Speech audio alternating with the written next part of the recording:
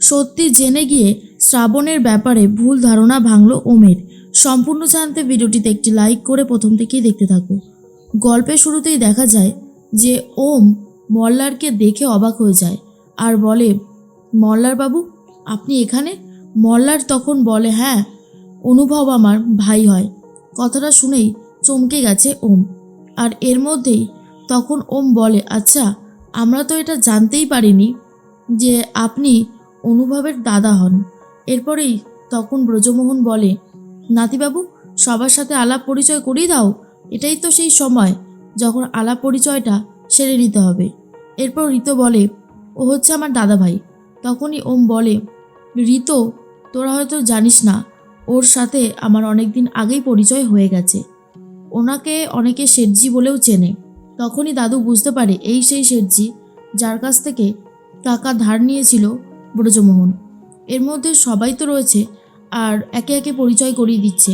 রানু তখন বলে, এই যে সানায়া নতুন বৌদির মেয়ে, রোহিণী হলো এই বাড়ির বড় মেয়ে। সবার সাথে আলাপ পরিচয় হওয়ার পরে বসুমতী বলে, আচ্ছা সবাইকেই তো দেখতে পাচ্ছি, শ্রাবণ কোথায়?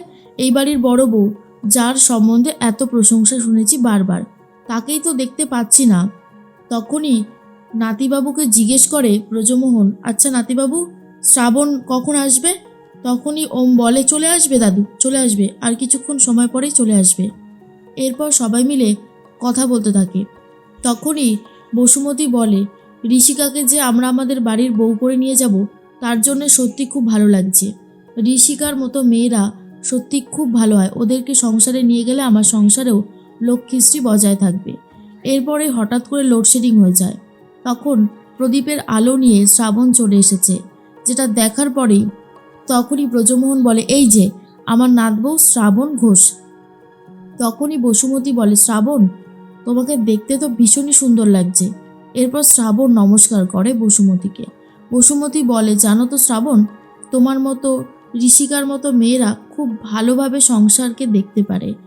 এই যে ওম, অনুভব, এরা খুব লাকি যে তোমাদের মতন মেয়েকে নিজের স্ত্রী হিসেবে পেয়েছে।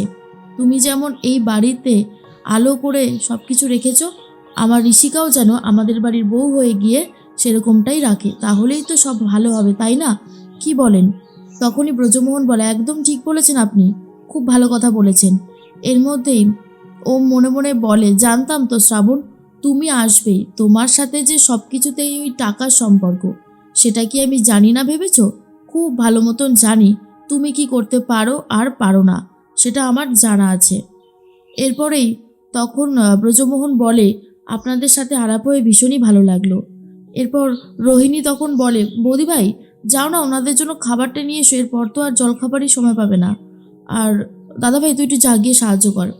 তখন শ্রাবণ চলে গেছে আর শ্রাবণের পেছন পেছন গেছে ওম। শ্রাবণ তখন বলে, কি হয়েছে বলুন তো মিস্টার ঘোষ, আপনি আমার দিকে ওরকমভাবে তাকিয়ে কি দেখছেন? তখনই ওম বলে, এটাই যে টাকার জন্য তুমি কি না করতে পারো, টাকাটাই তোমার জীবনের সব, বলো শ্রাবণ। শ্রাবণ তখন বলে, আপনার কি মাথা টাথা খারাপ হয়ে গেছে নাকি? আপনি এসব কি বলছেন? আমি তো আপনার কথা কিছুই বুঝতে পারছি না। তখন ওম বলে, বুঝতে পারছো না নাকি বুঝতে চাইছো না, কোনটা? টাকাটার জন্যই তো এখানে এলে। এরপর শ্রাবণ বলে, এত আমতা আমতা করে বললে কার পক্ষে বোঝা সম্ভব হবে, আমি তো সেটাই বুঝতে পারছি না। দেখুন, যা বলবেন ক্লিয়ারভাবে বলুন, আপনার কোনো কথাই আমার মাথার মধ্যে ঢুকছে না। ওম তখন বলে, ঢোকার দরকার আছে বলে আমার তো সেটা মনেও হয় না। এরপর শ্রাবণ বলে, আমি যাই দেখি ঋষিকা ওদিকে রেডি হলো কিনা। আর এর মধ্যেই ফোন করেছে ওমকে তারই একজন লোক, যাকে বলেছিল টাকাটা শ্রাবণের অ্যাকাউন্টে পাঠিয়ে দিতে। এরপর সে তখন বলে, স্যার আমি যে একটা গুরুত্বপূর্ণ কথা বলার জন্য ফোন করেছিলাম, সেটা হলো চেকটা বাউন্স করে গেছে। আর ঠিক তখনই রোহিণীর সাথে ধাক্কা লেগে যায় ওমের। রোহিণীর হাত থেকে জল পড়ে যায় আর তার প্রদীপটাও পড়ে গেছে। এরপরেই তখন ওম বলে, আরে দেখে চলবি তো, যা সাবধানে। আর তখনই সেই ছেলেটা বলে দিয়েছে যে শ্রাবণের অ্যাকাউন্টে টাকা পৌঁছায়নি, কিন্তু ওম সেটা শুনতেই পারেনি। তবে লোকটা তখন জিজ্ঞেস করে, স্যার আপনি শুনতে পাচ্ছেন? ওম তখন বলে, হ্যাঁ বলো, শুনেছি। শোনো, আমি না তোমাকে একটু বাদে ফোন করছি, বলেই ফোনটা কেটে দেয়। আর এর মধ্যেই তখনই চলে গেছে ঋষিকার কাছে শ্রাবণ আর বলে, দেখি দেখি ঋষিকা কেমন সুন্দর লাগছে, একটু দেখি তো। তখন ঋষিকাকে দেখে বলে, আরে দারুণ লাগছে, আরেকটু সাজিয়ে দিই তোমায়, দাঁড়াও বলেই হালকা একটু আবারও সাজিয়ে দেয়। এরপর রানু এসে বলে, করেছো কি শ্রাবণ? ঋষিকাকে কি সুন্দরী লাগছে, আমি তো চোখই সরাতে পারছি না। তখন শ্রাবণ বলে, তাহলে তো আমাদের অনুভবও চোখ সরাতে পারবে না, কি বলো কাকি? আর তখনই রানু বলে, ঠিক বলেছ। এরপরেই তখন মল্লারের সাথে ওম কথা বলবে বলে ঠিক করেছে। মল্লার বলে, কি হয়েছে বলুন ওমবাবু, কথা বলবেন? ওম তখন বলে, আচ্ছা আপনার কাছে আমার একটা প্রশ্ন আছে। আপনি তো জানতেন ঋষিকা এই বাড়ির মেয়ে, তাহলে এই বাড়ির ডেয়ারি নিয়ে এত বেশি ঝামেলা কেন করলেন, কিসের জন্য? তখন কাকাই বলে, এই কথাটা না আমারও মাথায় এসেছে, আমিও ভাবছিলাম এই কথাটা জিজ্ঞেস করব। সত্যি কথা বলতে গেলে আমিও ভাবছিলাম, মল্লারবাবু আপনি তাহলে এরকমটা কেন করলেন? তখনই মল্লারবাবু বলে, কেন করলাম? আসলে আমি দেখতে চাইছিলাম আমি যেই বাড়ি থেকে মেয়ে নিয়ে যাচ্ছি আমাদের বাড়িতে, সেই বাড়ির মেয়েটা কতটা পরিমাণে আহ, এই ফ্যামিলির সাথে অ্যাটাচ রয়েছে, বা এই ফ্যামিলির লোকজন কেমন। কারণ আমার মনে হয় পরিবারের লোকজনের শিক্ষা দীক্ষাটা অনেক বেশি নির্ভর করে, পরিবার যেমন শেখাবে সেই মেয়েটা তেমনই শিখবে। আর আপনাদের এই একজোট হয়ে থাকাটা একটা সম্পূর্ণ পরিবার, এটা আমাকে মুগ্ধ করেছে। আমি বলতে পারেন সেই পরীক্ষাটাই নিচ্ছিলাম। তারপরেই তখন অন্যদিকে চলে এসেছে তো ঋতু। আর রানু তখন বলে, দেখ ঋতু, তোকে তো কোর্ট ছেড়ে দিয়েছে ঠিকই, জেল ছেড়ে দিয়েছে, কিন্তু শ্রাবণের কাছে কিন্তু তোকে ক্ষমা চাইতে হবে। শ্রাবণের কাছে ক্ষমা চাইছে ঋতু আর বলে, আমাকে ক্ষমা করে দাও বৌদিভাই, আমি আর ভবিষ্যতে কখনো কোনো অন্যায় করব না। তখনই শ্রাবণ বলে, দেখো ঋতু, তোমার যে এই ভুল ধারণাটা ভেঙেছে, যে তুমি বুঝতে পেরেছো তুমি অন্যায় করেছো, তোমার আর কোনো ক্ষতি হবে না, সেটা আমি কিন্তু সব থেকে ভালো বুঝতে পেরেছিলাম যে তোমার সংশোধনাগারে যাওয়াটা দরকার।